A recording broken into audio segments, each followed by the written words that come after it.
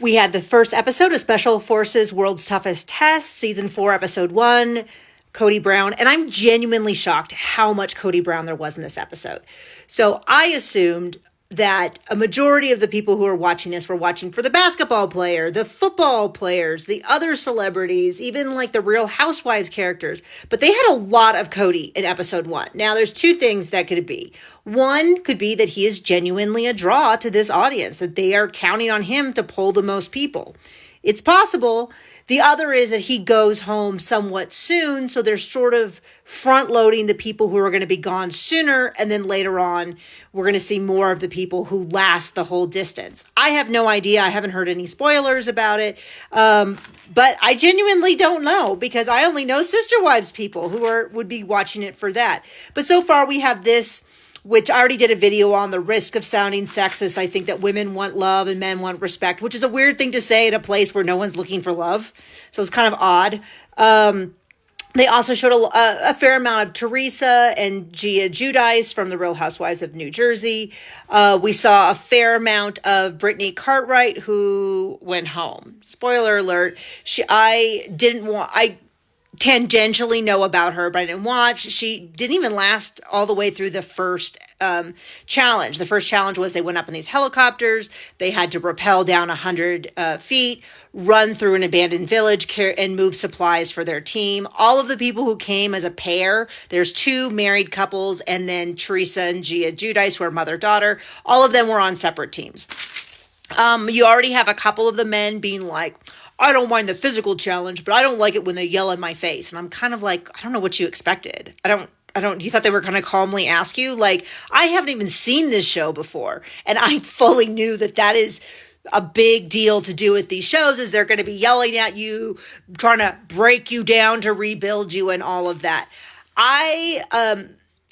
No disrespect to military training or to the instructors, but it's hard for me to watch dudes like this and Teresa and all the people that I've seen on reality shows and different things and take it really seriously. It's kind of like if you saw the military people and they were yelling and they panned over and it was like Barney and Daniel Tiger and Mickey Mouse. Like, you would just be a little bit like the cognitive dissonance between what they're asking these people to do and how we typically see these people in context is kind of wild. Cody had at least 3 interviews. He told Johnny Manziel, who's a football player that you might have heard about, was instructing him how to breathe. And the instructors were like, shut the blank up. And I was like, thank you.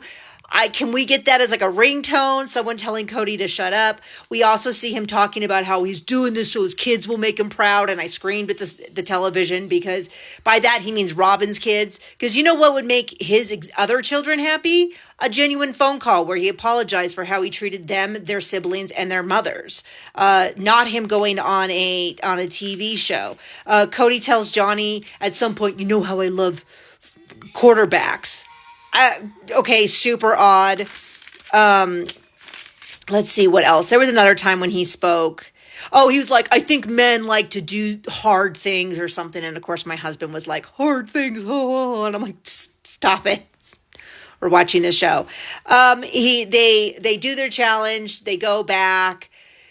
Everyone's kind of talking, and then they all go to bed, and then they wake them up to do another circuit, and they're like, you've already made your money. Do you want to leave? Do you want to leave? And no one else leaves. So Britney does bail out she actually makes it through the challenge, and then because her team lost, they are having to hike back to where they're staying, and she's just like, no, I can't do it. I'm going to pass out. What I will note is that she's still able to talk. She's not huffing and puffing so hard that she can't even talk. She can still talk. And I was like, if you can talk, you can walk. This is not a show where they vote people out. This is where either they feel that you've given up and they kick you out, or you, like Britney did, where she's just like, here, take my armband, I'm done. There you go. Oh, and then I was really surprised at how hard Johnny was struggling to breathe. He seems to really have pushed himself. They do call him in for a special meeting. Total credit to him. He talks about how he kind of squandered his career and the grief of that made him consider suicide. Totally have to respect him for speaking so openly about that and for getting the help he needed to survive that. No jokes, no nothing. I have absolute respect for people who are honestly dealing with their mental health. So big kudos to him. That's my summary of the first episode. Let's talk about it more. If you watched it, if you didn't watch it, if you have questions, let me know.